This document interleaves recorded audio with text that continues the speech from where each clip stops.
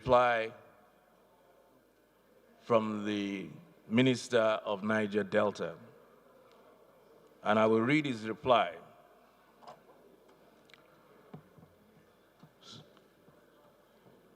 Some Niger Delta Development Commission contracts allegedly given to some members of the National Assembly, Senate, and House of Representatives. And I want us to listen very carefully to his reply. May I extend to Mr. Speaker the compliments of my office and those of the staff of the Ministry of Niger Delta Affairs. I refer to the resolution of the House passed on the 21st of July, 2020, and forwarded to me on the same day, directing me to respond to the contents therein within 48 hours. I hereby respond as follows.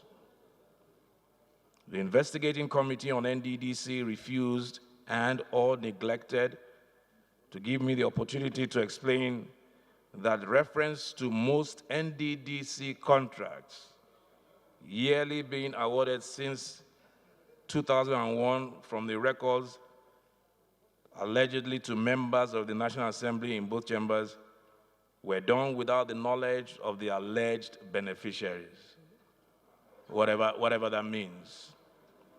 However, the two chairmen of the committees of both chambers had adequate knowledge. Once again, he's referring to two people. I never referred to members of the 9th National Assembly as beneficiaries of Nddc contracts.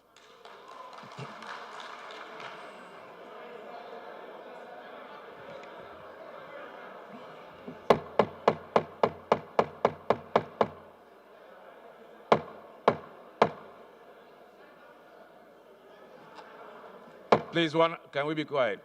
I never referred, again, let me repeat. I never referred to members of the 9th National Assembly as beneficiaries of Nddc contracts. As Nddc contracts, or as Nddc is yet to fully implement any Nddc budget since the commencement of the 9th National Assembly. In fact, the 2019 budget passed in February and harmonized between the 4th and 5th of March 2020 was received by the Commission in the middle of April 2020, when same was designated to expire on the 31st of May 2020. However, it is pertinent to point out that the clerk of the National Assembly forwarded a letter reference Nass CNA 115 volume 381175 dated 20th of March 2020 without attaching the budget details, indicating that the 2020 budget of the Nddc passed into law was being forwarded. Copy of the letter is attached.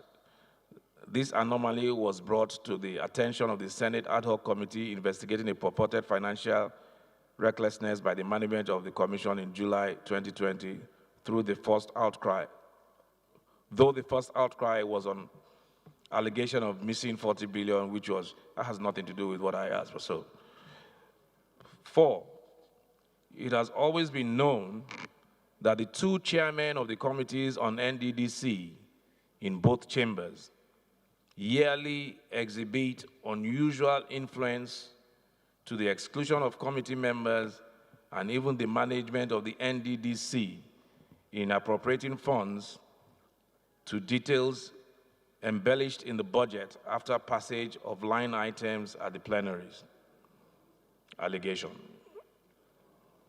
In the 2019 budget, the Executive Director of Projects forwarded to me the attached list of 19 old contracts, old contracts amounting to almost 9 billion after tax that the House of Representatives Committee Chairman on Nddc, Honorable Tunji Ojo, insisted the IMC of the Nddc must pay before 2019 budget details could be released to the Commission Annex A1.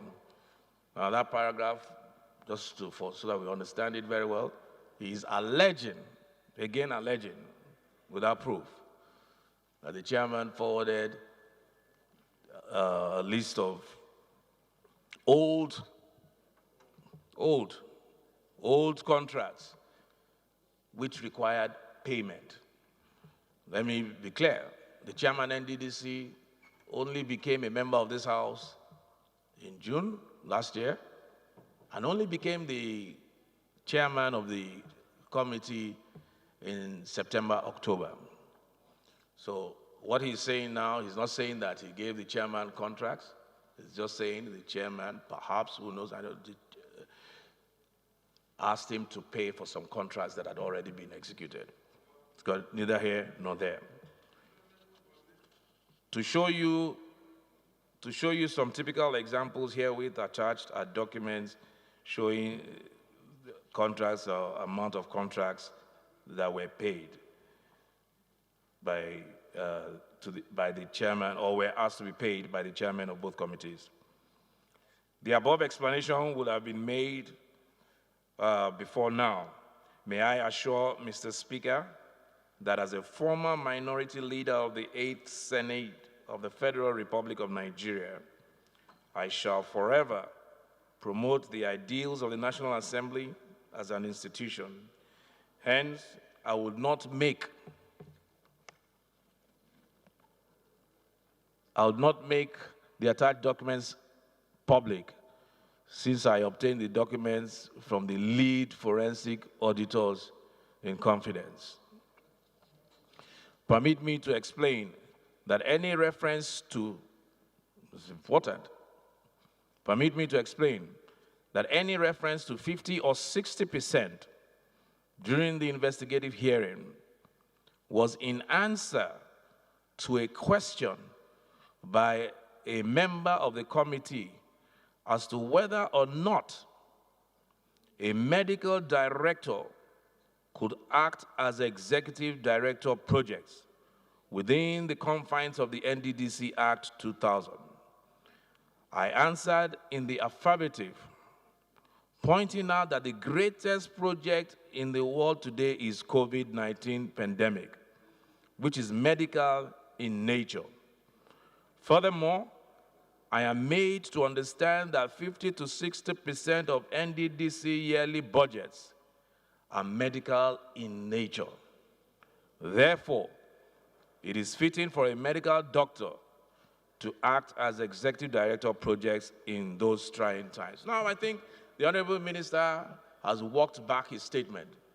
So what he's saying here is that the 60% he was talking about was as to the nature of projects of Nddc, not 60% as to contracts awarded to, or projects awarded to members.